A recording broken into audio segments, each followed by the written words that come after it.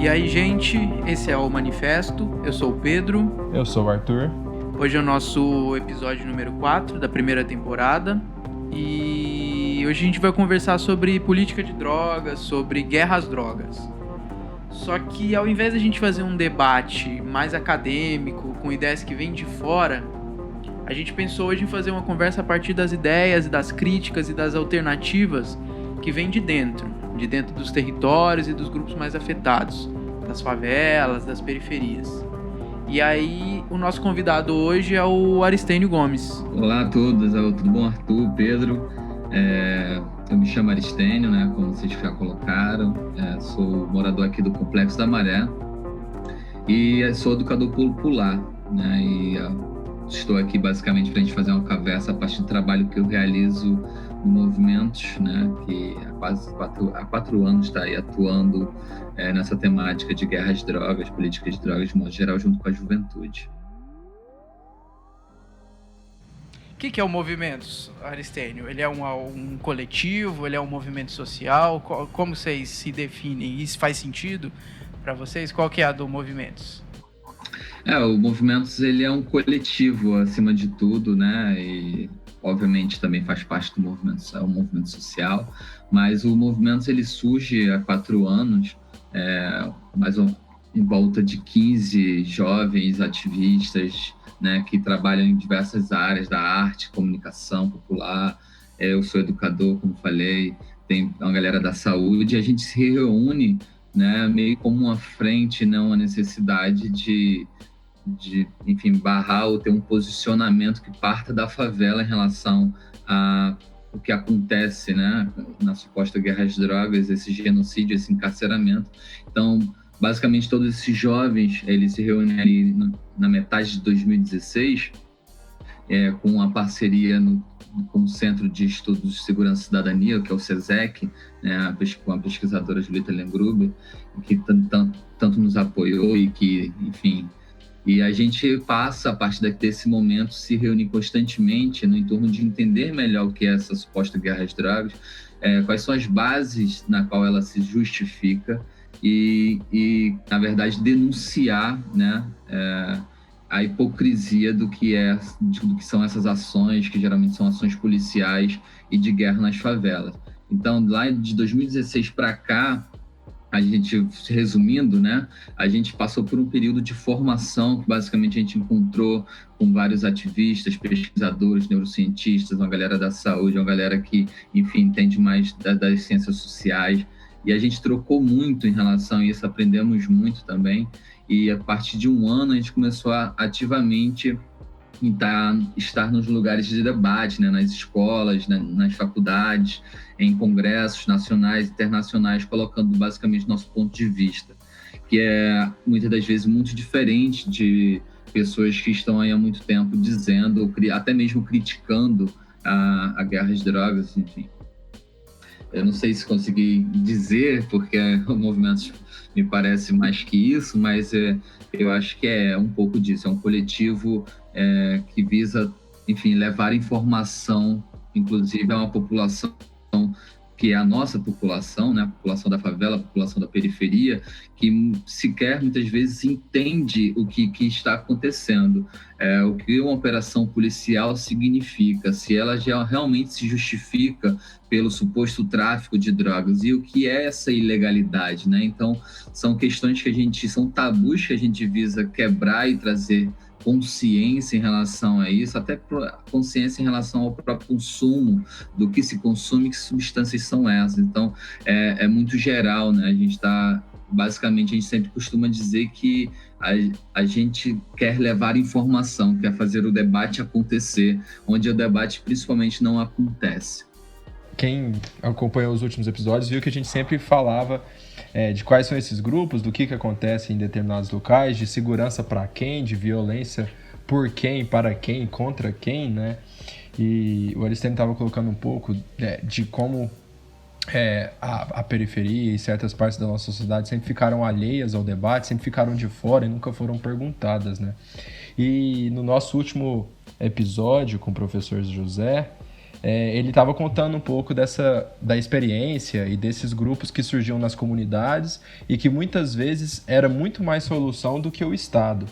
Mesmo porque o Estado, ele é uma das situações de problema, muitas das vezes, né? Um dos agentes de violência, né? Isso. E a gente viu algumas entrevistas do Raul Santiago, né, que faz parte do Movimentos também, onde ele meio que fala um pouco sobre isso, conta como que o Movimentos vem fazendo esse debate. Vocês veem que já está surgindo essa problematização maior dentro das comunidades, uma visão mais crítica sobre isso? Como que vem sendo esse processo? Eu acho que uma visão crítica sempre existiu, porque eu acho que o lado que toma a porrada, ele costuma desconfiar, ou porque essa porrada está sendo dada, né? E, de algum modo, eu acho que a sociedade, de um modo geral, não entende muito bem, ou se não entende muito bem, age de muita má fé ao concordar ou ser apática com essa situação, no sentido de que a guerra às drogas parece justificada, né? Eu estava tentando dizer isso no sentido de que existem drogas ilegais e pessoas armadas dentro daquele território, então se justifica uma operação policial, militar naquele território. E, para mim, isso parece que é uma apatia mesmo. Quando a gente tem um número de 60 mil pessoas morrendo por ano no Brasil, e a sua maior parte devido à guerra às drogas, ou todas os braços que saem da guerra às drogas, e as pessoas, enfim, parecem estar paradas, né? Para mim, um dos grandes crimes cometidos no Brasil hoje seria esse genocídio, né? E eu vejo a população da favela se movimentando, então são inúmeros os movimentos, as ONGs, os coletivos que surgem nas favelas, os movimentos culturais, né, que a gente vê borbulhar nas favelas como uma alternativa a esse sistema que se estabelece há algum tempo, né, de um suposto cão e gato, mas que, na verdade, quando a gente analisa profundamente isso, a gente vê que o Estado tem participação direta no que seria esse tráfico que ele próprio combate. Então, as bases da guerra às drogas é planejada, né? Enfim, atua lá a força policial, o exército, enfim, as forças armadas, a classe política, o judiciário, então tem todas essas instituições do Estado têm a mão suja, né, porque todas corroboram com a grande hipocrisia do que é a atuação ou esse suposto combate. A gente sabe que outras soluções são viáveis e possíveis, né, que não uma guerra que acontece entre as casas de milhares e milhares de moradores. E buscando ainda responder sua resposta, Arthur, eu vejo com muita preocupação essa visão de que a solução realmente está nas favelas, né? Uma vez que o Estado é o criminoso, nesse sentido do que a gente está conversando, não fornece saúde de qualidade, educação de qualidade, aparelhos culturais, mas fornece a força militar atirando nas ruas. Então, o Estado é o grande criminoso. Eu acho muito problemático que a solução parta, eu sempre falo isso com meus amigos, que a solução parta de coletivos, de ONGs, de favela, porque quem acaba botando a cara mais uma vez e trabalhando, fazendo um trabalho de resistência, de alerta ao crime que está sendo cometido é o próprio favelado. Então ele já sofre todas as violências possíveis e, além dessas, ele bota a cara para combater. Nesse sentido, eu posso citar várias lideranças que já sumiram, que já foram executadas, torturadas, e a emblemática, né, que foi a Marielle, que era aqui da Maré, né, se elegeu e tudo mais, era uma figura, uma mulher incrível, né, negra, que representava tantas coisas e que foi duramente assassinada porque exatamente mexia numa ferida que é denunciar o Estado. Então, quando você denuncia o Estado, todas as milícias que estão por trás desse Estado, milícias que inclusive não são chamadas de milícia, que estão no poder, né, que é o próprio Estado, você tem mais perigo, você acumula mais chance de morrer, né? Então, isso é muito preocupante, né? Eu converso com meus amigos, por exemplo, com relação ao que está acontecendo agora em relação, né, à quarentena, toda essa catástrofe que os governantes, o presidente, que é uma piada, não se movimenta para fazer nada. Quem está fazendo, mais uma vez, se organizando para combater tudo isso é o próprio favelado. O trabalho que seria do próprio Estado está sendo feito pelo favelado e, obviamente, essas pessoas estão morrendo também, porque, enfim, sem a menor estrutura, sem aparelho, enfim, sem nada, o grau de vulnerabilidade aumenta. É muito daquilo que muita gente fala, o Estado não chega. Não, mas uma parte do Estado chega, né? A violência, a força, a polícia, o exército. Ele é presente, muito bem presente, né? Estão havendo, inclusive, operações nesse período de pandemia nas favelas do Rio de Janeiro e acredito que do Brasil, né? É justamente essa ideia que está sempre muito presente nos materiais de vocês, nas falas de vocês, que os protagonistas do debate precisam ser as pessoas mais afetadas ou as que vivem nos lugares mais afetados por essa política de guerra às drogas falida e violenta, né? Que a gente pode chamar de alguma forma de um processo de descolonizar o debate, né? Que é de deslocar o lugar do debate para quem é mais afetado. E aí, de certa forma, a gente olha isso com muita beleza e com muita potência, né? Das pessoas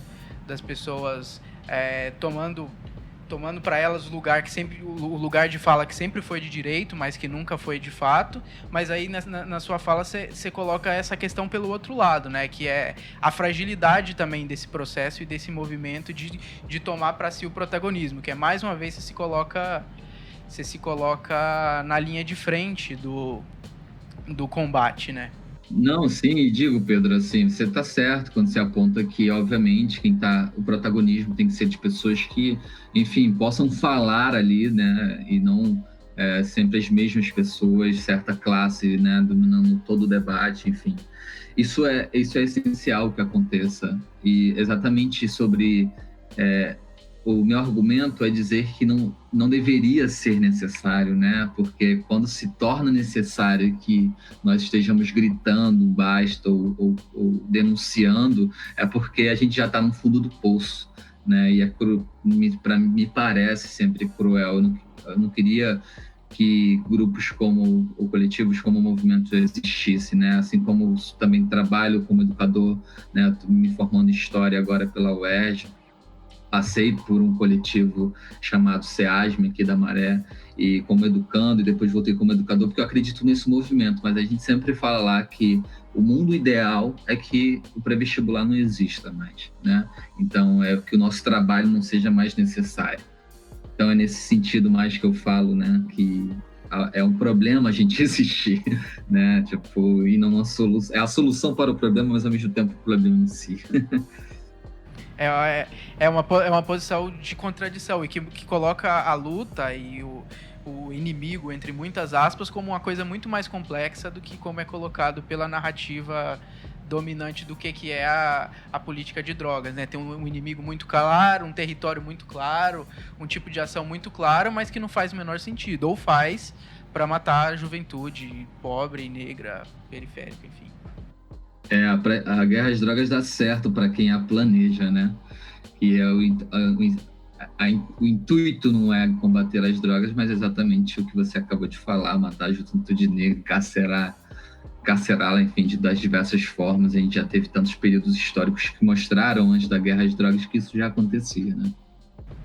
E aí, sobre isso, eu queria te ouvir concretamente, qual é a diferença que faz quando o debate é puxado de dentro e não de fora?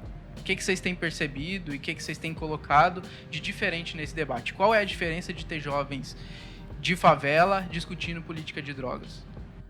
Pedro, assim, são muitas as diferenças, né? Primeiro que quando a gente, principalmente, quando eu me deparava antes do próprio movimento, ou antes de estar participando em tantos eventos onde eu posso escutar, inclusive, muitas pessoas, não só do Brasil, mas fora, e qual é o posicionamento. O posicionamento parece se limitar a uma crítica ao Estado ali, uma solução partindo da legalização ou da regulamentação, mas que não olha para essa esse território, essa população que há décadas tem sido afetada. Pouco aparece nos discursos dessas pessoas de fora essa situação. Quando aparece, me parece um discurso meio frágil, sabe? Mal construído, no sentido de que quando a gente começou a pensar sobre isso, as pessoas perguntavam muito, então vocês lutam pelo quê? Vocês querem, vocês levantam a bandeira da legalização? Qual é a solução? Ou vocês só fazem uma crítica pela crítica mesmo? Não, a gente primeiro, uma denúncia, né, em relação que essa política de drogas ela é falida, que a gente sente na pele, e depois, se for haver uma outra política de drogas estabelecida, seja ela qual for, ela deve reparar todos os anos, todas as décadas de atraso e de sucateamento e de falta de assistência pública, falta de políticas públicas para a favela, né? Talvez essa nova medida, vamos legalizar, vamos regulamentar as drogas ou a maconha, seja o que for, esse dinheiro vai para onde? Ele vai para empresas privadas, como aconteceu nos Estados Unidos, onde após a legalização, aquelas pessoas que faziam o tráfico, né, e que foram para a cadeia estão lá até hoje, e que após a legalização, pessoas enfim, privilegiadas tomaram, né, por ter condições monetárias, tomaram ali o poder desse mercado. Não deve acontecer assim, né? E como é que você pensa, como é que você insere essa população no mercado de trabalho? Quem é que vai gerenciar, quem é que vai trabalhar nesse mercado? Acredito que a população da favela tem que ser considerada e colocada no seu lugar de fato, né? E pensando sobre isso, o que é tráfico, né? Muitas das vezes a gente tem um olhar muito mais sensível a perceber o que é o tráfico da favela, que a gente costuma chamar de varejistas da favela, né? O tráfico é uma cadeia gigantesca que desaboca aqui na favela e que os moleques que cresceram, jogaram bola comigo, hoje em dia eu vejo eles ali vendendo. É uma alternativa de emprego apenas? Não sei, acho que não, né? Porque já foi isso, é também uma alternativa de emprego, mas é uma série de valores que são subvertidos dentro desse espaço, desse território da periferia chamado favela. Uma vez que o tráfico acontece em toda a cidade do Rio de Janeiro, né, ou do Brasil, ou todas as cidades do Brasil, e os bairros nobres, inclusive, são os maiores consumidores de todas as drogas, sem fazer nenhum juízo de valor em relação a isso, porque não o tenho, mas não há criminalização daquele lado de lá da cidade. Não há perseguição, não há tortura, não há sumiços, aparecimentos de pessoas, não há tiroteio entre os apartamentos do Leblon ou de Ipanema, né? Não há pessoas sendo esfaqueadas dentro de suas casas, porque vivem em um território criminalizado, mais do que um território que cometa crimes em si. Se a gente parar para pensar na parte que cometa esse crime, a gente tem que parar também qual é a estrutura, como você colocou, essas pessoas estão ali por sintoma, sem romantizar a situação. Estão ali porque são sintomas da desigualdade, né, da exclusão. Qual é a questão? Isso deveria ser mais pensado do que criminalizado. Se quer se reverter essa situação, é investimento em educação, cultura, né? Investimento nos aparelhos de saúde que atenda essa população de fato. Deve ser dado oportunidades iguais para que isso não aconteça. Então, quando a gente vai tratar sobre isso, a gente trata sobre muitas coisas diferentes de fora, sobre racismo, né? Qual é a estrutura, quais são as instituições extremamente racistas, porque elas atuam nas favelas de uma determinada forma. E por que um policial trata uma pessoa que mora num território criminalizado que são as favelas, né? Um território preponderantemente negro e pobre, por que trata-se assim um usuário de alguma droga e não se trata de outra forma em outro lugar da cidade, as pessoas da mesma forma? Enfim, eu quero dizer que do lado de cá a gente consegue enxergar a quantidade de direitos fundamentais que são desrespeitados baseados nessa suposta guerra às drogas. E, na verdade, se a gente acaba hoje com a guerra às drogas, o Estado vai dar vai tomar um outro jeito de continuar criminalizando a população negra e pobre, porque a história do Brasil nos mostra que o controle dos corpos, ele sempre existiu, e após a abolição da escravidão, ele foi uma política pública traçada, né? Após 1888, vem a Primeira República e depois os primeiros códigos de conduta para criminalizar a população negra. Então, a guerra às drogas é o atual argumento de perseguição e de controle, e que isso vai vir a mudar, e que nós, enquanto sociedade organizada, devemos nos preparar para isso, e não apenas lutar como alguns coletivos ou movimentos lutam pelo direito ao corpo, no sentido de usar a sua droga. Eu tenho direito ao meu corpo, usar a minha droga, sem fazer sequer denúncia alguma ao que acontece nas favelas e periferias do Brasil.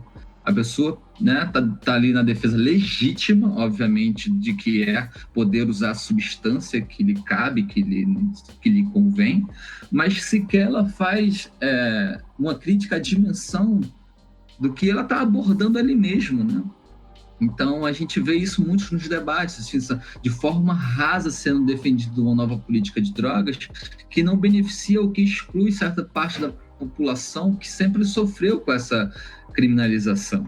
Então, eu acho que eu falei assim, sabe, emaranhado de coisas misturadas, que minha cabeça está meio zureta também, eu peço perdão por conta desses momentos que a gente está vivendo, mas que é um pouco disso, é mais um sentimento que eu estou botando para fora do que um discurso preparadinho, bem feito. Peço perdão por isso. Foi perfeito, foi ótimo. Porque acho que, pelo que você estava falando, Aristene, e um pouco do que a gente acompanhou, que a gente leu nas cartilhas, nas colocações do movimento, a população periférica sempre foi a ponta mais fraca dentro da nossa sociedade, aquela que sofreu diversas violências que não só as físicas, né, que também estrutural, cultural, enfim. E aí tem uma entrevista, uma fala em algum dos vídeos do Movimentos, que o Raul fala, né, que a segurança pública é para quem pode pagar, quem não pode recebe o blindado. E às vezes a gente foca muito nessa... quando vai falar de favela, fala só de segurança pública também, fala da guerra às drogas, fala disso, mas tem uma parte interessante que ele fala, que era um pouco do que você estava falando, por que a gente não leva saúde, por que a gente não leva educação, mas os perigos de se levar uma coisa e deixar na mão da iniciativa privada. Então ele conta um pouco sobre o teleférico do Alemão, que foi um investimento, uma tentativa lá, mas que nunca beneficiou a população do Alemão. Beneficiava o turismo e outras formas de atuação. Depois as estações viraram unidades da polícia e não da população, de espaço da juventude, de espaço de formação, de educação, de cultura. Como que você vê que pode ser uma maior presença do Estado? Se é que é melhor uma maior presença do Estado? O que é possível fazer para levar mais dignidade, mais acesso, mais cultura para esses espaços, para que sempre foram deixados de fora dos planejamentos? Arthur, isso é uma pergunta que a resposta pode parecer muito simples, né? Quando se resume a dizer investir na estrutura, enfim, mudar fornecer... É simples, assim, respondendo diretamente, se a gente fizesse valer a Constituição, né, que a gente fez em 88, eu acho que esse problema em si já se resolveria. Se a gente respeitasse os direitos ali que foram constituídos e na verdade, diante de muita luta, a gente já teria uma grande solução, né, com investimento em educação, direito à moradia para todos, enfim, direito ao acesso à saúde, que é garantido por lei, só que não é respeitado. Uma sociedade, ao meu ver, que a desigualdade sempre foi presente, se construiu ao longo desses séculos, a segurança pública, como você falou aí, citando o Raul, que é um parceiraço, né? E que tem falas ótimas, inclusive, a segurança pública é para além de quem pode pagar por ela, né? É para garantia, ela já surge como para a defesa do próprio Estado e de certas classes no Rio de Janeiro, no Brasil, né? A Guarda Nacional, criada lá 1 ano após a chegada da corte aqui no Brasil, ela foi criada para proteger uma classe específica. E assim ela foi se construindo. Parece que numa sociedade da desigualdade, onde se quer garantir privilégios e riqueza em prol da desigualdade, a polícia existe para que garantir esse status quo e não para defender a população geral. Parece que ela entende já, ela tem um arquétipo de quem é o possível criminoso. Quem não é o criminoso? É o possível criminoso. E quem é o possível criminoso? Todo aquele que precisa roubar. E todo aquele que precisa roubar é quem precisa roubar, diferente de uma classe que rouba na escala de milhões. E que não é perseguida, que não é colocada na cadeia, e quando tem uma mediatização bizarra para dizer que há justiça e combate à corrupção no Brasil, quando de verdade quem rouba no Brasil e que estrutura toda essa desigualdade está engravatado, né? Está de paletó, tá morando lá, é a grande empresariado e a classe política do Brasil. Então, parece que o Brasil, a classe política, junto com a burguesia burra que a gente tem, neoliberal burra, parece que eles pretendem manter, né, a desigualdade. É um projeto. Então, não vejo, me parece inocente falar, a classe eles poderiam investir mais em educação. Não, a educação ela é desmantelada porque isso é um projeto do Brasil e sempre foi. Eles querem exatamente uma população sem acesso às informações, sem capacidade de interpretar o que se passa à sua volta, para que não se questione esse status quo do privilégio. Então, caberia, obviamente, que eles investissem em todas essas áreas que a gente já citou aqui, mas que isso não acontece exatamente para que se mantenha as castas do Brasil, né? Fica essa impressão na minha cabeça, e que a polícia funciona de um modo, e acho que em quase todas as cidades do Brasil que eu tive a oportunidade de conhecer, parece que a polícia sempre foi treinada a funcionar de uma forma em um determinado território e funcionar de outra forma em outro. Eu digo isso porque eu já percebi isso na pele, quando estou circulando aqui no território em volta da Maré. Eu sou tratado totalmente de uma forma muito brutalizada, desrespeitando todos os direitos, né? Quando eu estou circulando em outros espaços, né, do Rio de Janeiro ou do Brasil, eu percebo se eu estou né? Então, por estar vestido de uma determinada forma, tal que aí é tratado de outro, porque ali, inclusive, eu poderia muito bem falar, né, como já falei muitas vezes, sendo abordado aqui na favela, no Complexo da Maré, sou professor, como se for porque é uma prática do Brasil, dizer, né, sou trabalhador, não sou criminoso, né, sou professor, ou seja, eu tenho até medo de dizer se sou professor ou não no Brasil, né. Então, sou professor para ser respeitado, né? Porque a gente sabe que o histórico do Brasil era, inclusive, aprisionar aqueles que não tinham emprego após a abolição da escravidão, a lei da vadiagem, né? Que foi, inclusive, cunhada em 1941, que prendia pessoas exatamente pelo fato de não ter emprego. Então, essa prática da polícia perguntar o que você faz ou onde você mora, são as duas coisas que a polícia pergunta primeiro: onde você mora? Dependendo da sua resposta, você vai ser tratado de uma forma.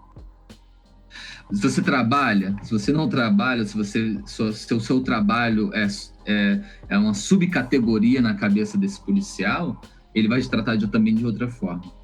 Então, a gente vive uma segregação social que mediante o território, mediante a raça, né, mediante ao ofício que você desempenha, que, na verdade, é uma grande criminalização da pobreza e racismo desenfreado praticado pelas instituições brasileiras, né?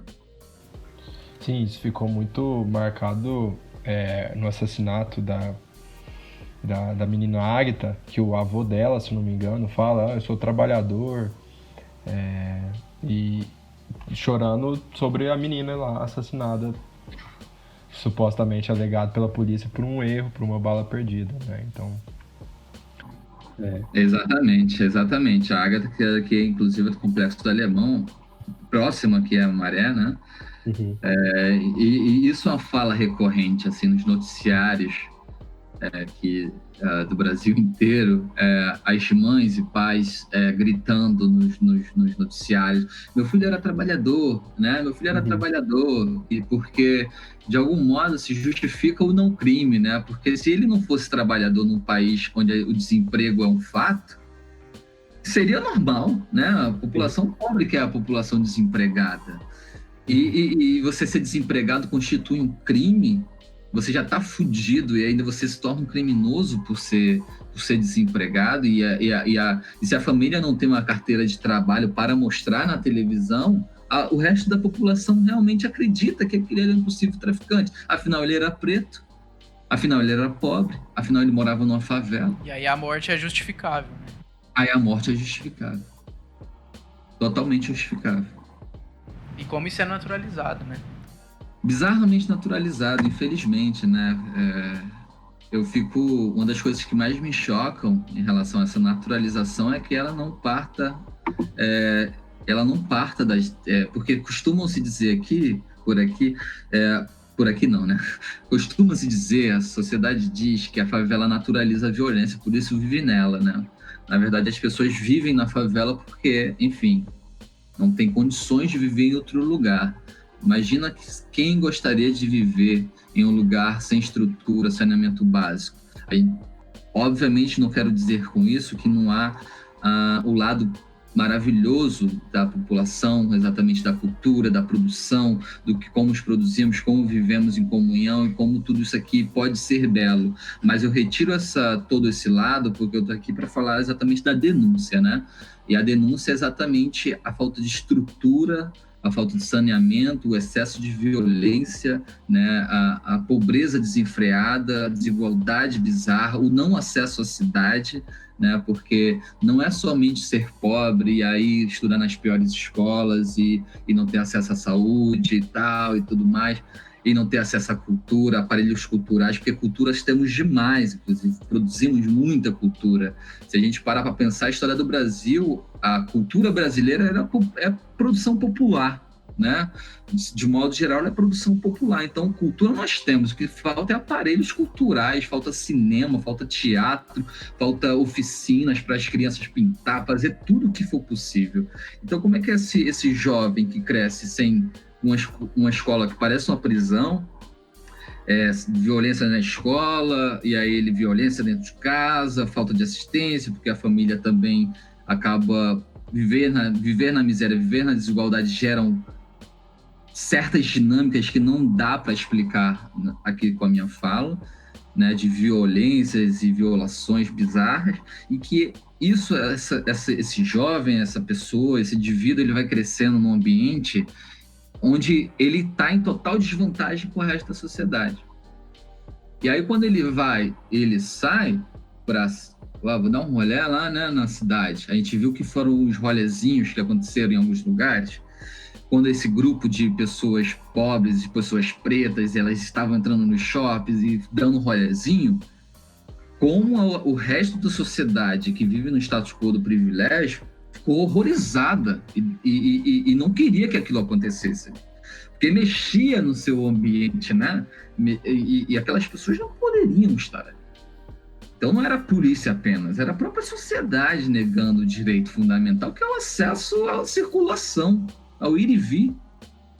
E aí eu fico muito chocado com essa situação, porque como é que vive uma pessoa assim, que ao sair e tentar acessar um aparelho cultural, porque não existe museu, exceto o Museu da Maré aqui e outros aparelhos culturais, e a Maré, inclusive, é um complexo de favelas que existem algumas coisas por movimento da própria população aqui, mas outras favelas não tem sequer nada, e essa pessoa, quando tenta acessar a Zona Sul ou a Zona Nobre, onde estão os aparelhos culturais, estão os cinemas, estão os shoppings, estão a praia, enfim, tudo, ela é mal olhada, ela é perseguida, ela recebe xingamentos, é macaco, é preto, sai daqui, tá farofeiro, porra toda. Essa pessoa, qual é que fica o psicológico dessa pessoa circular nessa cidade, ao entrar no museu e não se sentir com as roupas adequadas para estar ali, porque tá todo mundo te olhando?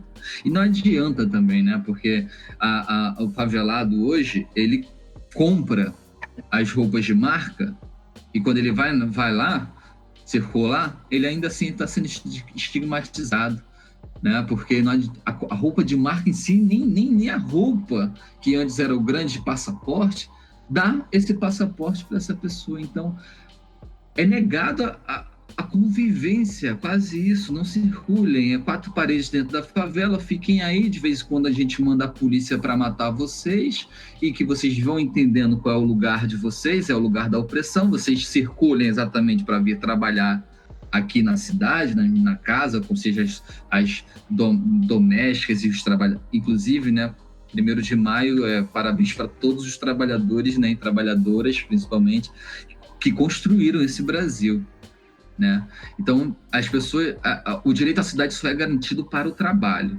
Depois do trabalho, pega seu ônibus e saia, né? Eu não quero te encontrar no mesmo restaurante que eu, nem no shopping, nem no teatro, nem em canto nenhum. Trabalhe para mim, limpe minha casa, forneço serviços básicos, conserte minha pia e suma da minha vida. E empatia alguma por essa população existe, ao meu ver. Hoje há uma apatia terrível, é um crime que todo ano os números, como eu já disse, de mortes e assassinatos desenfreados assim, no Brasil, tem uma apatia da sociedade. Quando a gente pensa, como é que pôde a população, no período da escravidão, como é que pôde existir o Holocausto, como é que pôde existir os massacres em África, como é que pôde existir tanta atrocidade e parte da população ficar calada? Está existindo há algumas décadas no Brasil, e parece que isso se tornou naturalizado, mas não por nós da favela, pelo resto da sociedade, talvez. E aí nisso que você está dizendo, e também na fala que o Arthur citou, do pai da Ágata, eu enxergo que tem uma coisa muito básica e muito absurda que acontece, que as pessoas precisam estar o tempo todo afirmando que elas são pessoas. Tipo, eu existo, eu tenho corpo, eu penso, eu tenho uma vida. Contra um mundo que parece estar o tempo todo dizendo o contrário, né? Que as pessoas são só um objeto e que servem enquanto trabalham e tal, mas que enquanto alguém que tem cultura, que tem história, que tem voz, não necessariamente, né? E aí, nesse sentido, eu queria saber como você enxerga a importância da organização coletiva. Você falou dos rolezinhos, mas mais especificamente do tipo de organização como movimentos que trabalha com formação, com comunicação, arte e cultura. Como você enxerga a importância desse tipo de trabalho para a formação de sujeitos políticos que consigam enfrentar esse estado de alienação? Alienação não no sentido de emburrecimento, mas no sentido de perda de perspectiva, de perda de sentido e de não conseguir se enxergar mais como um sujeito. Então, queria saber como você enxerga a importância da organização coletiva e desse tipo de trabalho que o Movimentos faz e que uma rede de outros movimentos que vêm junto, de favela, de periferia, fazem para a formação coletiva e conjunta desses sujeitos, desses atores políticos. Pedro, eu acho de fundamental importância a existência de coletivos, né, e organizações que atuam, que são da favela e que fazem um trabalho semelhante ou diferente, né, ao nosso. Assim, desde que a gente começou a atuar, a gente teve a oportunidade de conversar e debater com milhares de jovens, né? E, para mim, o retorno maior é exatamente esse, poder ter sido, né, enquanto coletivo, chegado e na trajetória daqueles jovens que a gente deparou, ter conseguido fazer ali despertar um senso crítico em relação a essa realidade que a gente vive. E isso é no momento da conversa. Você vê as barreiras e os tabus caindo, né, no momento do debate, assim. Porque na medida que o indivíduo sempre escuta, traficante na favela, a polícia é necessária, aquilo ali internaliza de uma forma que até o próprio indivíduo que sofre na pele, não, mas óbvio, eu já escutei, né, milhares de vezes nesses debates, os próprios jovens, assim, dizer assim, olha, mas pô, você está dizendo aí que é um crime a polícia entrar aqui e tiroteio no meio das casas. Mas, cara, o tráfico está aqui também armado, né? Vendendo drogas e tudo mais. E aí você vai para onde, né? Aí começa a fazer uma série de perguntas, que é, então por que a droga, então será que não usam droga, só usam droga na favela, só vendem droga na favela? Não vendem. Aí começa a mostrar os dados, não, porque isso, aquilo. O que é droga? Por que foi criminalizada, né? E quando eu discuto, por exemplo, a criminalização da maconha, que foi criminalizada exatamente por um viés racial, né, no período imperial, eles, mas não foi criminalizada porque faz mal à saúde? Não tem a base científica é essa, começa a dar dados para esses jovens. Eles começam já naquele momento ali entender a hipocrisia de que se sustenta a criminalização. E aí a importância é exatamente essa, no medida que se você quebra o discurso hegemônico, né, que coloniza as mentes nesse sentido e que faz, inclusive, acreditar a justificativa da guerra às drogas e toda a opressão, inclusive da desigualdade, e que as pessoas acreditam, inclusive, a desigualdade é fruto da meritocracia, né? Certas famílias progrediram porque assim trabalharam e outras não, ou certas indivíduos sequer têm o direito a pensar sobre algo tão abstrato quanto é a desigualdade, né? Porque sequer tem tempo, passam a carga horária de mais de 8 horas e 5, 6 horas de trânsito, né, nos meios de transporte. Então, chega em casa e não tem o direito, inclusive, ao debate. Mas os que têm, ou que a gente chega a acessar, obviamente a importância é significativa demais, né? A gente vê a população da favela cada vez mais empoderada e um trabalho que é feito do que a gente chama nós por nós, né? Já que o Estado não faz, então fazemos nós aqui, né? Então criamos aqui um curso, vamos capacitar as pessoas, vamos colocar também favelado e preto na universidade. Então, já que não existe ensino de qualidade, como é que a gente faz isso? Como é que a gente remaneja? Então, a diferença qualitativa é gigantesca na vida de um indivíduo que tem o acesso, né, a quebrar os tabus e, enfim, a iniciar um processo crítico, né, um senso crítico maior em relação ao que acontece. Então, é isso. Eu acho que coletivos como os nossos, a gente, diante dessa realidade, a gente visa multiplicar coletivos que estejam denunciando, combatendo racismo, né, ou coletivos ou ajudando a potencializar eventos culturais. Enfim, por exemplo, começou a bombar, diferente de São Paulo, que já vem com roda de rap e tudo mais há muito tempo, né? E aqui a gente sempre foi os brabos do funk, né? Começou a bombar nas favelas do Rio de Janeiro as rodas culturais de rap, assim, as batalhas de rap. E eu pude ver de cara, assim, a diferença que isso causou para a molecada, sabe? Na medida, é muito louco dizer isso, mas na medida que não há quase nada fornecido, sabe? E aí surge uma roda cultural ali, cara, a molecada fica louca, fica feliz, vê, pô, eu posso ser um rapper, cara, eu posso ter um futuro, eu posso ser um médico, cara, ver outras referências de favela que já existem, né, ainda que escondidas ou poucas, mas já existem, aqui na Maré existem várias pessoas que estão na universidade, então quando o outro, pô, aquele cara chegou e qual foi o curso que ele fez e tal, ele foi por aqui, então, óbvio, né, se a estrutura desigual não te amassar, porque amassa, não existe nenhuma meritocracia no que eu estou falando, no sentido de que se quiser vai conseguir, não é assim, né? A gente sabe que não é assim.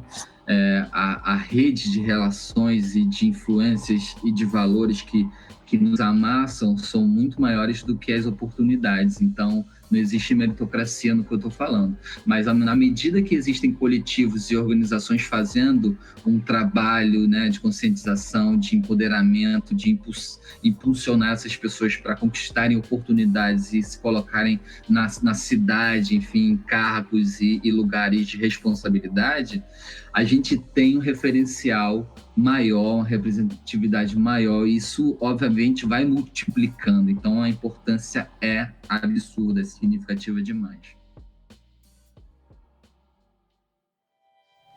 E Aristênio, como, depois de tudo isso que você falou desses movimentos, da importância do coletivo, como que é também a relação desses coletivos com outros grupos de fora da favela, de fora das periferias? Por exemplo, partidos políticos, universidades, espaços e casas culturais, pessoas em específicos, sejam eles pesquisadores, sejam eles lideranças sindicais, dos mais variados tipos que tem na sociedade, como que existe uma construção de uma rede, de uma relação cada vez maior entre essas dinâmicas, uma necessidade de atuação desses grupos também internamente para se pensar algumas transformações, como você estava falando dessa questão da política, da classe política, que o Zé, no nosso último episódio, estava contando um pouco para a gente de como que a política, os políticos estão dentro das milícias, se relacionam com as milícias e como essas milícias hoje já também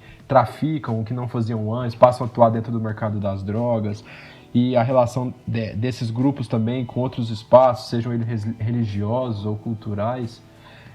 Qual que é essa relação entre esses grupos coletivos também, se é que existe, como que vem sendo construída com outros espaços, com outras camadas da sociedade, para pensar esses tipos de atuação também de transformação política, ou você não enxergue uma possibilidade de transformação política pela política, vamos dizer assim, formal? É difícil, né, dizer sobre isso, porque fazendo uma análise prática, esse viés parece quase impossível, né? A nossa democracia, o nosso sistema democrático, ele é baseado num formato neoliberal que funciona para tal, né? Tipo, tava vendo as pessoas se perguntarem, hoje, muitas conversas com os amigos, por que, tipo, tantos processos de impeachment e tantos crimes cometidos pelo presidente, esse cara ainda não caiu e tudo mais? Porque a máquina, ela é feita para que funcione exatamente dessa forma. É porque caiu a Dilma, enfim, é um debate outro, mas pensando no que você falou, primeiro, né, existem parcela da sociedade que percebe, que entende os crimes que são cometidos e que por si só tentam, né, impulsionar, ajudar as universidades, as organizações. Por exemplo, como eu disse, o movimento ele nasce na organização de fora, né, com a ajuda e com a parceria de uma organização de fora. Então foi fundamental essa parceria, né, que pessoas bem intencionadas ou que visam combater esses crimes que a gente tanto falou aqui. Como é que a gente impulsiona, como é que a gente faz, né? O que a gente mobiliza ou faz lobby, né? Politicamente falando. Então isso é importante, eu acredito que... mas eu acho que essa parcela ainda é muito pequena, muito é como se estivesse brigando com um gigante, né? Brigando com o atual gigante, como você já citou, que é o Estado, junto com a própria milícia organizada. Eles parecem ser muito bem organizados e se utilizam da Força Armada. Mas existem esses dois paralelos, grupos que estão fazendo para deteriorar, né? Tipo, digamos, acabar ou destruir, sugar e explorar certos territórios, certa população, enfim, e lucrar muito com todo esse mercado ilegal, ou lucrar muito com a violência estabelecida para que se venda a segurança vendida, né? A segurança... existe uma pesquisa que mostra como os grupos de milícia eles vão atuar violentamente em vários bairros e territórios para que depois esses próprios grupos possam legalmente estar vendendo a segurança para esse próprio território. Então, esses são muito bem organizados na minha cabeça. Eles já estão no Estado, né? Agora, com relação ao outro grupo, que é o grupo benevolente, digamos assim, né? Eu acho que estamos tentando, estamos fazendo, parece que... E é possível, só acho que, voltando lá, uma das questões da sua pergunta, que deve-se saber chegar nos territórios de favela, sabe? Deve-se saber chegar para contribuir e não para ser o salvador ou o condutor da mudança, que é muito diferente, né? Eu acho muito interessante uma fala do professor, né, que teve a oportunidade de vir aqui no Museu da Maré já algumas vezes, e ele fala sobre... É o Lisboa, né? Lisboa Sou, ele fala sobre como a favela é a potência do conhecimento e não tem que vir conhecimento para a favela em si apenas, sabe?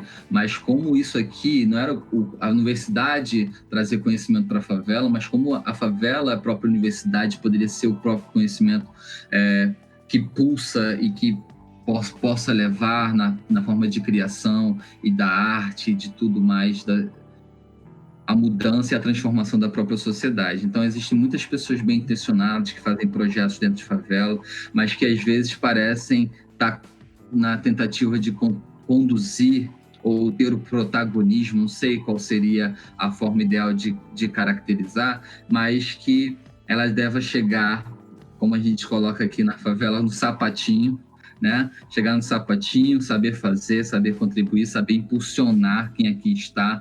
E, obviamente, esse movimento é muito importante, porque senão seria uma briga, né, da população marginalizada, periférica, favelada, gritando, e meu discurso não faria sentido, né, se não cobrasse a participação da própria sociedade, do restante da sociedade. Então, é isso. Eu acho que as organizações, os coletivos de fora, privilegiados, inclusive, eles devam usar esse privilégio para saber impulsionar, né? Impulsionar esses atores, essas lideranças, esses ativistas de favela. O que a gente vê muitas vezes, inclusive, quando esses indivíduos de favela, já impulsionados, já empoderados, eles conseguem, né, já formados, inclusive mestrado, doutorado, eles conseguem chegar a uma disputa em relação a algum cargo, seja no Estado, né, ou seja em alguma instituição da organização da sociedade civil, ele disputa exatamente com pessoas, ou ela disputa exatamente com pessoas que sempre tiveram privilégios e formações e tudo mais. E, obviamente, ao analisar currículo, essa instituição vai falar, isso aqui tem mais capacidade. E vai, obviamente, essa pessoa que disputa o cargo com aquela outra que nunca teve privilégio, que tem origem na favela ou na periferia, que passou por dezenas de barreiras para chegar ali, ela não abriu mão, ainda que bem intencionada, né, vamos dizer assim, no setor da esquerda progressista, ainda que bem intencionada, ela não abriu mão daquele cargo para que aquela pessoa ali ocupasse e que ela ficasse por trás dando suporte. Eu costumo ver isso muito em algumas questões aqui no Rio de Janeiro, enfim, em outros estados e tudo mais. Então, eu acho que cabe uma responsabilidade daqueles que tentam ajudar e são bem intencionados, que continuem ajudando, mas que saibam chegar, que saibam ajudar e saibam impulsionar, né, de outras formas e não queiram o protagonismo dessa ação. E aí, Aristênio, queria ouvir também de você falando um pouco sobre as ações, as estratégias, os eventos que o movimento está tocando. Aí queria ouvir primeiro se falar sobre o Movimente-se. O que foi o Movimente-se, se foi dali que surgiu o Movimentos, ou se o Movimentos é anterior ao Movimente-se, o que foi isso? O Movimentos é anterior ao Movimente-se, né? O Movimentos ele nasceu em 2016 e a gente realizou o Movimente-se em 2017. Quando a gente começou a nossa atuação, né, discutir sobre nas escolas, como eu já falei, nos lugares, nos debates, a gente via que havia uma centralização no Sudeste em relação a esse debate, né? Que São Paulo, Rio de Janeiro, eles tomavam um grande protagonismo, ainda que São Paulo hoje tenha características tão diferentes, né, do Rio de Janeiro em termos de violência e segurança pública. O Rio de Janeiro e São Paulo e essa região aqui do Sudeste tomavam, né, todo esse debate, apareciam tanto para as soluções, os coletivos e organizações, quanto para a própria violência. E aí, indo debater em outras cidades, a gente percebia que o Nordeste vinha passando, e outros lugares do Brasil vinham passando por um processo, né, que aí tem a ver com a expansão das facções e das milícias e tudo mais, vinha passando por um processo que o Rio de Janeiro já tinha passado e que provavelmente a gente precisava ver o que estava acontecendo, entender melhor também quais eram as dinâmicas dessas cidades, desses estados, a nível também de aprimorar e qualificar a nossa argumentação, né, a nível nacional. Então, a gente criar uma rede, principalmente, desses atores e esses ativistas que já combatem, já faziam um trabalho de redução de danos, enfim, nos seus respectivos territórios. Então a gente, cara, começamos ali, né, já em 2017, pensar, vamos fazer um encontro, cara, que reúna diversos jovens, diversos estados, diversas cidades, para a gente ver qual é o macro dessa situação, né? A partir das experiências e da expertise e inteligência desses atores, ver como é que funciona aí. Então, cara, foi incrível, assim. A gente realizou aqui no Rio de Janeiro, foi tipo durante 4 dias num sítio, reunimos esses jovens periféricos do Brasil inteiro, e teve uma maior participação assim, do Nordeste, inclusive. E aí, chegando nesse encontro, trocando experiências, como é que funciona a segurança pública lá, né, e tudo mais, a gente pôde ver que o macro, né, pôde ver de forma geral como são as violações, e trocar ferramentas de como esses coletivos se organizam e também fornecer as ferramentas que a gente já vinha trabalhando. Então, foram cerca de 25 jovens, além de nós que somos 15, então 40 jovens reunidos, discutindo durante 4 dias sobre política de drogas, como é que funciona, quais são os meios, como fazer lobby, para como criar ferramenta, como comunicar em relação a isso. A gente compartilhou com ele a cartilha que muitos levaram para os seus territórios, depois a gente conseguiu até enviar um pouco mais para eles, porque a gente acredita na troca de informação, né? Porque essa transformação, essa tomada de poder, essa barca que vai virar, ela não vai virar se não houver um movimento maior do que existe hoje. E esse movimento só é possível através da conversa, do debate, da informação chegando para todos. Quando todos estiverem conscientes, né? Então é esse nosso inimigo, é essa ferramenta que a gente vai usar e esse tapa que a gente vai dar. E aí, então, acreditando que a analogia, metáfora escrota, mas é um pouco disso que fez com que a gente se reunisse ali e buscasse criar essa rede. Essa rede existe até hoje, a gente, enfim, compartilha o que está acontecendo, metodologias e vai trocando, e assim a gente acredita que se fortalece muito.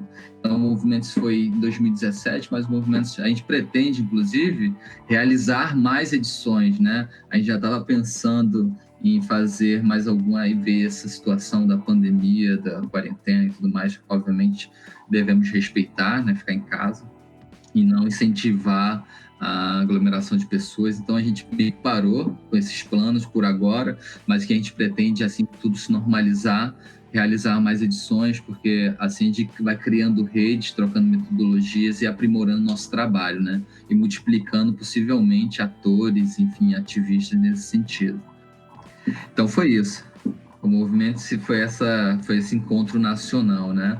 E a gente tem ambição de poder fazer um nível estadual também para fechar uma rede de combate, porque a gente entende que é uma característica específica no Rio de Janeiro de atuação da segurança pública e dos poderes paralelos, digamos assim, mas que a nível nacional de novo ou até mesmo a nível latino-americano.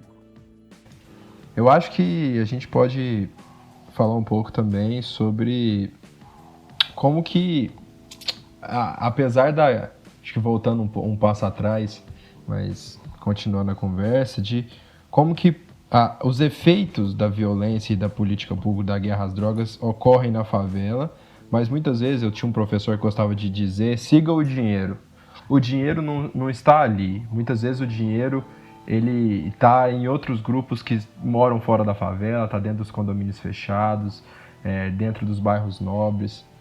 E essa violência não chega até lá, porque é essa pessoa que muitas vezes faz a própria política, como o Aristênio estava falando. E eu acho que eu queria...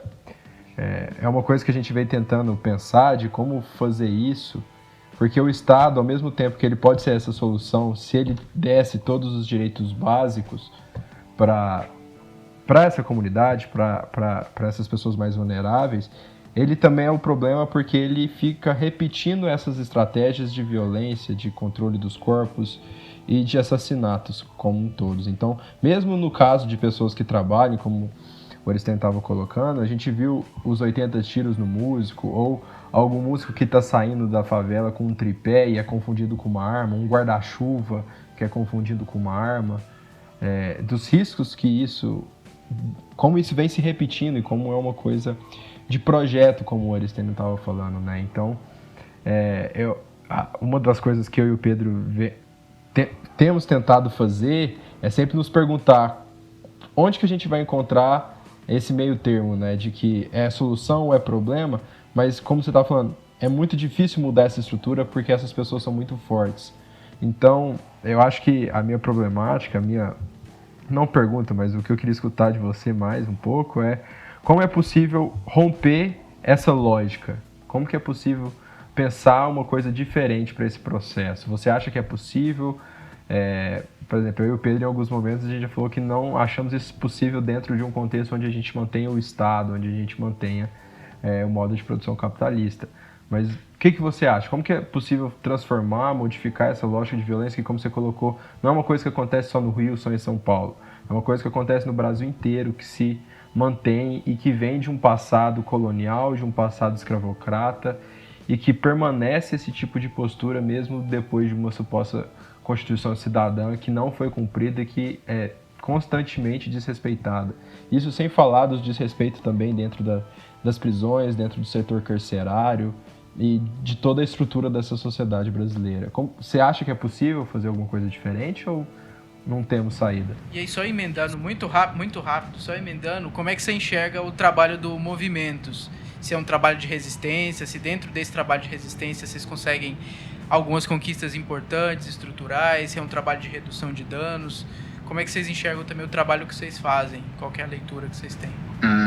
Primeiro que eu compartilho do mesmo pensamento de vocês, assim, dentro do sistema capitalista, acho que isso é impossível, não, uma transformação real, dentro de um Estado que é totalmente gerido pelo capital financeiro. Eu acho que tudo que dá dinheiro continua sendo perpetuado. Então, acho muito difícil, de fato, a gente romper, né, com o genocídio, o encarceramento em massa da população negra e pobre, quando isso dá lucro no sistema que se chama capitalismo, né? Então, tem que mudar o sistema para que se mude alguma coisa. Ou então a gente vai ter transformações parciais, né, paliativas, né, que servem para uma determinada população e que vai servir de marketing para dizer que esse sistema dá certo, né, ou vai servir para uma determinada população, uma determinada cidade. Tem gente que goza da segurança, do bem-estar social, né, obviamente, mas para que haja a extrema riqueza, tem que haver extrema pobreza, e dentro da extrema pobreza, todas essas dinâmicas que existem. Então, para que a gente não surte, né, porque é esse o sentimento que eu tenho, entendendo essa estrutura, como ela se dá, como ela funciona. Eu sou estudante de história, então eu vejo o macro, não vejo, né... Então, eu sou maluco, na verdade, porque eu vivo batendo cabeça na parede, né, e tentando entender o que é esse trabalho que eu faço, né, o que é ser defensor de direitos humanos numa realidade como a do Brasil, mas eu acho que é necessário continuar independente, botando aí os punhos em rixe e ir para cima mesmo. A transformação é possível, né, Arthur? Eu acho que a transformação radical, revolucionária, como alguns esperam, vai ficar realmente esperando, né?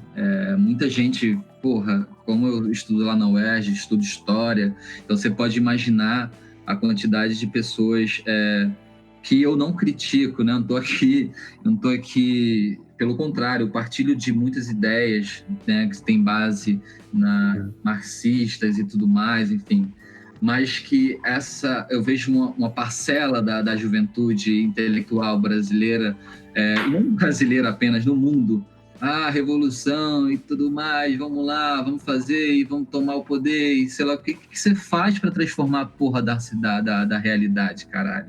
Você tá fazendo o quê, além do discurso teórico e tudo mais? Enfim, a prática é totalmente importante para que algo de fato aconteça. Então é nesse sentido que eu busco a transformação, né? eu busco transformar exatamente como eu fui transformado. A minha realidade, diante, né, de ter nascido numa situação, numa classe específica, num território específico e relegado a não obter as mesmas oportunidades, eu obtive através da educação, por exemplo, através de um coletivo, através de chegar lá e poder eu estar na universidade me formando. Uma transformação foi, aquele coletivo me transformou. Então hoje eu busco uma transformação que não é estrutural, sabe? Porque senão ficaria maluco mesmo.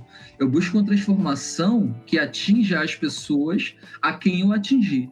Então se eu atinjo 10 pessoas, pretendo transformar essas 10 pessoas.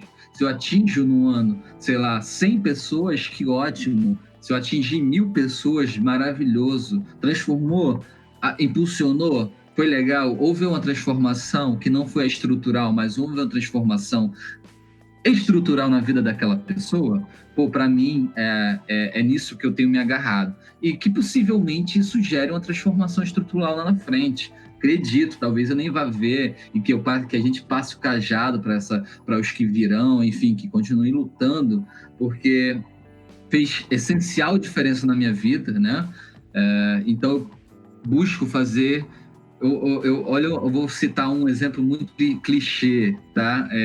Uma vez parece até filme de romance, mas é muito, para mim, exemplifica isso, né? Eu vi um comercial uma vez que era uma menina jogando, assim, tipo, uns animais marinhos que ficavam, assim, na praia da areia, e ela tava jogando um por um e tinham milhares. Aí o pai dela chega e fala assim, poxa, mas você não vai ajudar fazendo isso? Ela, mas aquele que eu joguei, eu ajudei. Então, eu me agarrei nessa ideia de, tipo, cara, se eu tenho 150 alunos no pré-vestibular e eu posso escutar ali, ajudar a transformar, trocar ideia, aumentar a consciência crítica dessas pessoas e com movimentos, por exemplo, chegar a lugares que eu não chegaria normalmente, né? Trocar ideia e fortalecer e poder ajudar. Já passei por esse caminho, vai por aqui também, vai dar certo. Tudo mais. Então, eu acho que a gente alcança uma modificação significativa para milhares e milhares de pessoas, coletivos como os nossos. Então, já respondendo a pergunta do Pedro, que foi na sequência, né? O trabalho do Movimentos, eu acho que ele dá certo nesse sentido. A gente transforma... Quantos foram os relatos das pessoas que, após o ano, chegaram e falaram, caramba, aquela conversa, sabe, mudou minha forma de pensar, mudou o que eu queria fazer, mudou para onde eu vou agora, cara. Estou pensando em articular isso aqui na minha favela também, porque vai dar certo. Estou pensando em fazer isso aqui para a molecada. Então, tipo, mudou a forma como que aquela pessoa estruturalmente pensava, né, cara? Então, o trabalho do movimento, ele se encaixa num lugar muito significativo, assim como tantos outros coletivos e organizações que brigam por igualdade, né? E contra a desigualdade. Eu acho que, no final das contas, é contra a desigualdade que todos esses coletivos periféricos de favela, né, seja pela questão racial, de gênero, né, seja o combate à transfobia, seja, enfim, a comunidade LGBTQI, como faz isso, como briga. Será que brigamos por uma transformação estrutural dentro desse Estado fadado a funcionar de forma liberal e escrota? Será que acreditamos nessa transformação? Será que ela é possível de baixo para cima? Será que é de cima para baixo? Eu não sei, eu só sei que eu vou estar sempre ajudando a fazer esse Estado cair da forma como ele funciona, e é um pouco disso. Se tiver pilhando para modificar, eu tô lá. Trabalho de formiguinha, cada um fazendo para destruir. E aí uma coisa que eu tenho tentado enxergar é que a revolução não é um projeto, ela é um exercício. Ela é muito mais um exercício, né? Eu acho que isso funciona pra gente não enlouquecer, mas eu acho que também é mais do que isso. Eu acho que é potente mesmo, eu acho que é daí que vai vir a transformação, né? Por aí que a gente vai construindo a transformação, como um exercício constante, permanente e cotidiano, que vai meio que guiando tudo que a gente faz, e não como um projeto distante para o futuro. Perfeito, não, sim, sem dúvida, assim, seria lindo, né, que esse dia chegasse ontem já, né, onde a população vai à rua mesmo, pilha a cidade, destrói tudo que há para construir algo novo. Queria que fosse ontem esse dia, porque eu acho que, respondendo uma pergunta anterior de vocês, eu acho que a população periférica, a população de favela, as mulheres, né, negras e as pessoas trans, enfim, cara, todas essas minorias que não são em quantidade, né, mas em representatividade, enfim, e de oportunidade, elas estão adoecendo, né, psicologicamente falando e fisicamente também. As pessoas estão adoecendo demais, assim, como eu vejo, porque é inacreditável existir, né, atual 2020, existir o que existe hoje. Caveirão, blindado, tiroteio, tiro de helicóptero, cara, como é que você pensa isso? Tive a oportunidade, né, Pedro, Arthur, tive a oportunidade de ano passado, eu fui fazer uma formação lá na Holanda, uma formação voltada para defensores de direitos humanos. Isso foi incrível, foi uma experiência incrível, proporcionado pelo trabalho que eu faço, né? E aí, lá eu tinha algumas apresentações e eu montei um slide para chocar mesmo, né? E eu botei o helicóptero ali, como funciona, em um videozinho, como é que funcionava a guerra às drogas no Rio de Janeiro. Todo mundo viu os noticiários, mas ninguém sabe, ninguém imaginava, né? Pô, 2020, que isso? Não, e as pessoas choravam, e as pessoas desesperavam, porque é inacreditável mesmo, né? É inacreditável que exista isso nos dias de hoje.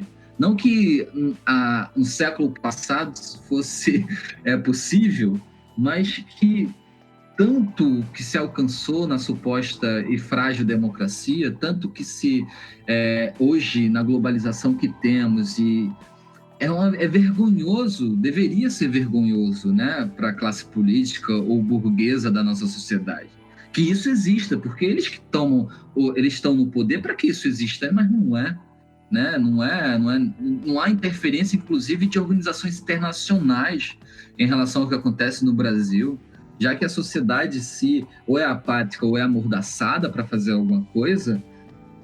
Cadê as instituições que quando querem, interferem na suposta democracia, na autonomia, na soberania do país?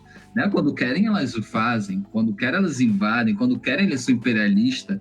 Mas quando o crime está sendo cometido, não podemos interferir porque a soberania, né, do Brasil e tudo mais cabe à classe.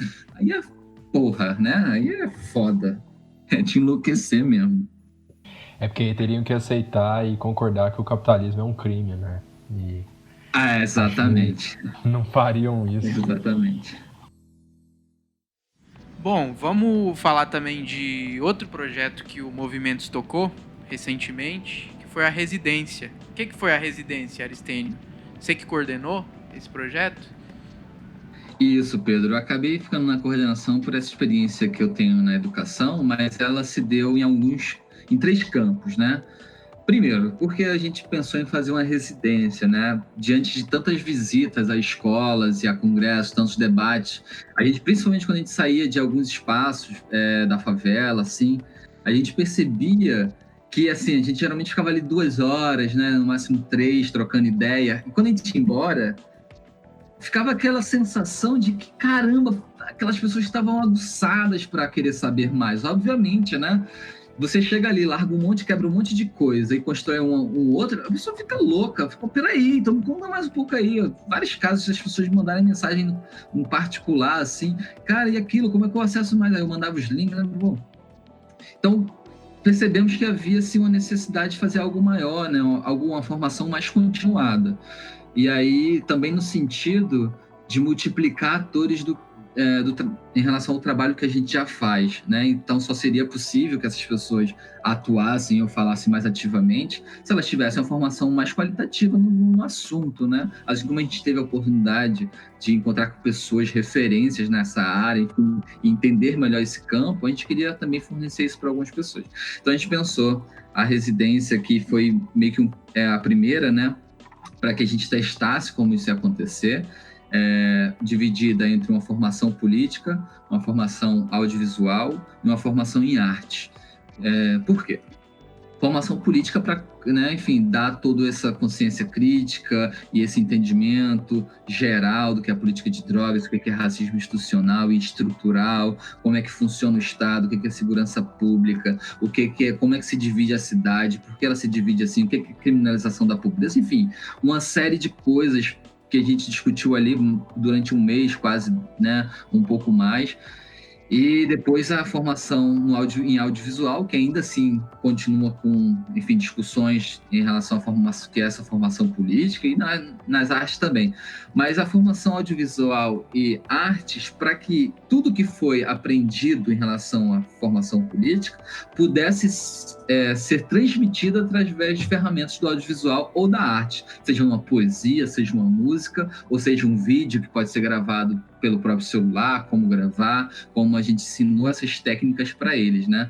Então, a gente dividiu assim, porque, inclusive, essas são as capacidades que o coletivo, né, que o Movimentos agrega, né? Então, a gente pôde formar e capacitar eles nessas três áreas, porque são as áreas na qual atuamos. Então, temos comunicadores, né? Nós temos atores e poetas, nós temos educadores, enfim, nós temos pessoas da saúde, então, que trabalham no ramo da saúde. Então, a gente acabou, por essa característica do movimento, fornecendo essas expertise e esse conhecimento, né, para que voltado, inclusive, com base no conhecimento popular também, trazendo um pouco do que foi nas artes, o que era essa formação popular e tal. Então, formamos 6 jovens, né, nessa primeira residência, que durou 3 meses, e pensamos, enfim, cademos uma bolsa para que fosse possível, e isso é uma característica. Isso é algo que, para quem estiver escutando e pensando em fazer algo para a periferia ou para a favela, né, você fornecer uma bolsa que seja minimamente, né, que seja um valor que dê para essa pessoa se abdicar de algumas tarefas, porque a gente sabe que a população pobre, favelada, periférica, precisa trabalhar para comer. Então, você não adianta abrir um curso para essa pessoa sem dar a possibilidade que ela esteja ali, em termos claros, dinheiro para essa pessoa. Então, a gente deu uma bolsa para que eles pudessem ali estar. Foram 6 jovens, né? E como foi importante para eles. A gente criou laços, assim, foram 6 pessoas incríveis de diferentes favelas do Rio de Janeiro. E eles vieram durante 3 meses para a Casa Movimentos, que fica aqui na Maré, né? Nossa sede. E durante esses 3 meses a gente ficava, e tanto que acabava a aula, cara, acabava a aula assim, na aula entre aspas, porque não era aula, era uma troca, né? E toda aula tem que ser uma troca, né? E quando acabava, eles ficavam ali, a gente varava a noite assim, conversando. Então foi muito mais do que a gente programou, deu muito certo, e a gente pretende replicar, né, isso mais vezes, porque a gente quer multiplicar essas sementes do que a gente já faz, né? A gente acredita que 10, 15 jovens não têm capacidade de levar o debate para o Rio de Janeiro inteiro ou para o Brasil. A gente tenta, a gente não mede esforços para isso, mas quanto mais a gente capacitar outros jovens, né, empoderar outros jovens, mais o trabalho se torna possível, essa transformação também.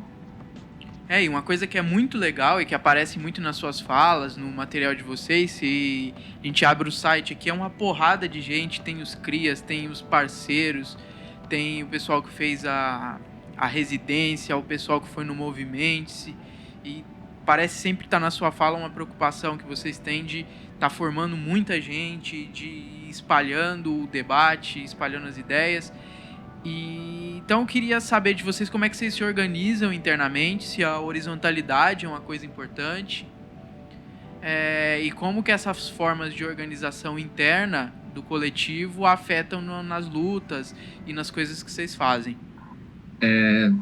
A nossa organização interna é exatamente essa, assim, a gente visa a horizontalidade desde o começo, assim, tudo é bem construído dessa forma, que eu acho que é o grande ponto, né, de sucesso nosso é esse, assim, como a gente vai construindo as coisas sem lideranças. Eu acho que inclusive, lideranças são às vezes necessárias, mas às vezes muito perigosas, né? Tanto no sentido de se tornar o trabalho muito vetado ou muito limitado, ou até mesmo para essa pessoa que lidera um trabalho muito arriscado, né? A gente sabe que os líderes são alvos fáceis no Rio de Janeiro, no Brasil, enfim. Então a gente tenta dividir o trabalho da melhor forma e se organizar de forma horizontal nas tomadas de decisão, na construção de ferramentas, como a gente se relaciona com outros coletivos, né? Como a gente pretende construir o trabalho, porque, como eu te disse, a gente não pode ser reprodutor exatamente do que alguns coletivos de fora fazem. Chegam, trazem um projeto ou roubam projetos, né? Ou chegam de fora, guiam totalmente o processo e as pessoas que ali estão apenas participam como força de trabalho. Então, toda ação, ou toda ferramenta, ou todo trabalho que a gente visa construir, a horizontalidade é peça fundamental, né? A gente senta junto, de igual para igual, troca ideia, o que é melhor fazer, o que não é. E eu acho que daí sai um processo riquíssimo, sabe? Tudo isso que a gente acabou fazendo nesses 4 anos é fruto desse processo de decisão horizontal, né? Quanto muitas vezes a gente... Às vezes, a horizontalidade, na verdade, ela pode ser mais difícil. Ela pode ser muito mais complicada de se colocar, porque algo que poderia ser decidido em 1 hora sobre um projeto, sobre uma ferramenta, se tivesse uma pessoa liderando, coordenando, ou falando sozinha, né, dando os vetores, na horizontalidade você pode alcançar uma reuniãozinha de 8 horas, assim, né? De tanta quebra-pau, discussão, acho que é melhor e vamos, não, peraí, não, mas eu não te entendi, vamos lá, e vai construindo junto, mas aí o resultado final é bonito, cara. O resultado final é assim, quando todas as partes escutam, né? Todo mundo delibera junto e consegue se colocar, eu acho que sai um trabalho incrível, assim. Inclusive o Movimento-se, ele foi fruto de um trabalho horizontal, onde a gente se reuniu e tentou pensar muito, tipo, cara, mas assim, né? Vamos lá, a gente é favelado, cara, vamos pensar, isso não é um encontro normal, organizado como eu já fui em vários encontros, enfim. Como é que favelados organizam encontro para outros periféricos e favelados? Então vamos pensar no que a gente gostaria, vamos fazer tudo mais confortável possível, vamos pensar na comida, cara. Vamos pensar, cara, foi assim, foi tudo pensado minuciosamente. E parecia que era uma conversa boba às vezes, e a gente foi executando, chegou no final. Até me emociono assim, de falar sobre isso, porque a gratidão e o retorno das pessoas que ali estiveram junto com a gente, aqueles irmãos ali, irmãs, cara, foi incrível, assim. Cara, vocês pensaram, pô, na comida, cara, a gente nunca comeu tanto, porque, porra, a gente nunca, foi tão tratado com tanta qualidade e tal, porque a gente sabe que muitas das vezes a gente recebe um convite para ir palestrar, e às vezes com um fulano de tal, muito famoso, até internacionalmente, assim, e o trato não é igual, sabe? O trato de rei é para aquele que é famoso, e você que é ativista, às vezes fica ali no trato muito superficial, legal, interessante, mas você sabe que às vezes nem recebe para estar ali, né? Enquanto aquele lá pesquisador, sei lá das quantas recebeu, sendo que quem vai ali é tão pesquisador quanto, a expertise que leva é tão grande quanto. Então, a gente sabe que trouxe 25 pessoas especiais, inteligentíssimas, pesquisadoras, intelectuais, por que não tratá-los como reis, né? Então, eu acabei me perdendo indo por esse lado, mas para dizer que a horizontalidade ela pode ser mais difícil de ser realizada, mas ela é fundamental para que o trabalho ele aconteça da forma mais coerente possível e respeitando todos aqueles que integram, né, o processo.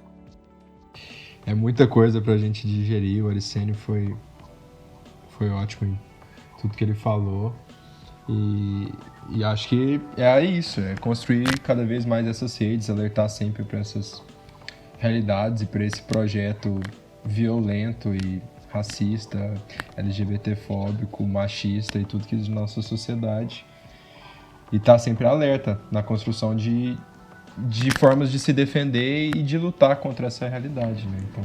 Sim, são lutas muito duras, né? Porque à medida que a gente foi conversando, eu fui anotando aqui a quantidade de camadas de colonialidade, de violência, de dominação que estão em jogo, né? desde as ideias que vêm de fora, as ações que vêm de fora, a relação com o Estado, com os circuitos todos de violência,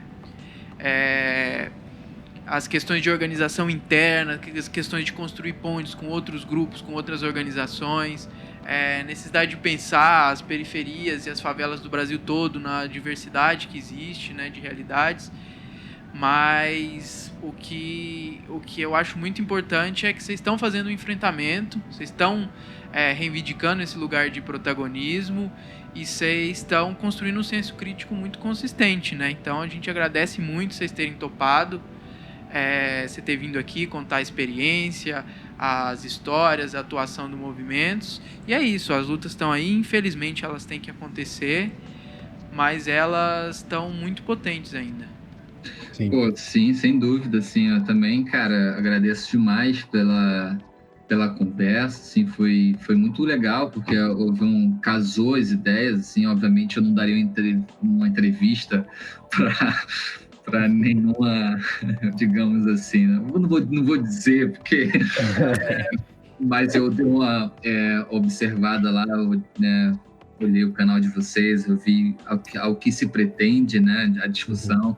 Então, obviamente, vim aqui para contribuir e agradeço demais, o coletivo Movimentos também agradece. A gente é muito feliz, assim, de levar informação para tudo que é canto, né? Eu acho que essa troca de ideia pode ajudar ou pode chegar a pessoas que talvez nunca tenham raciocinado, refletido sobre o quão criminoso é o nosso estado, o quão alarmante a situação que a gente vive, e que chegando a essas pessoas, assim, que elas não fiquem apáticas. Eu acho que é essa a questão, assim. É preciso fazer alguma coisa com a informação que chega.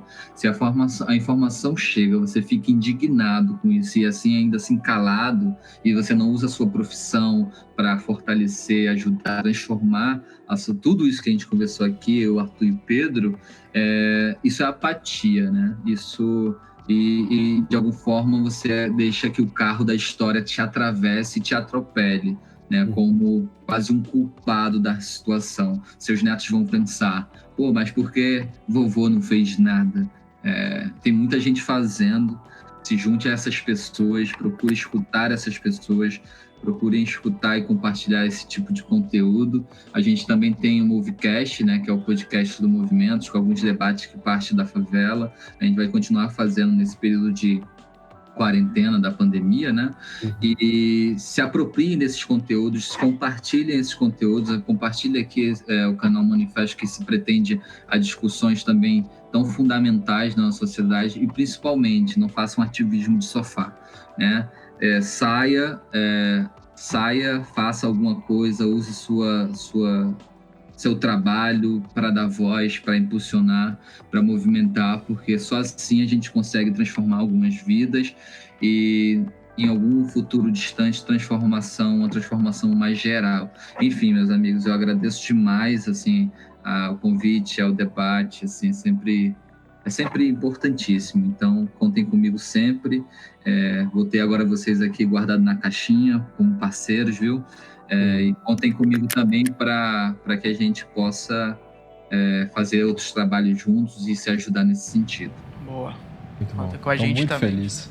Estamos nessa aí. A gente está bem feliz também hoje, nossa primeira vez que a gente está fazendo um programa com o pessoal de organização, de movimento social, e a gente espera fazer muito mais, porque esse sempre foi a nossa intenção. E estava até conversando com o Arthur antes do podcast, a gente ainda está muito no começo, a gente ainda está tijolinho por tijolinho, mas a gente acha muito gostoso fazer o podcast. E o Movimentos, Drogas, Juventude, Favela, tá no movimentos.org.br, Instagram, @movimentos_, é isso, Einstein? Isso, e tem a página do Facebook também. Que tá como Movimentos também. A gente compartilha muitos materiais ali também tá como Movimentos. E a gente, Arthur, onde estamos? @Canal Manifesto. Instagram, Twitter, Facebook, o site canalmanifesto.com.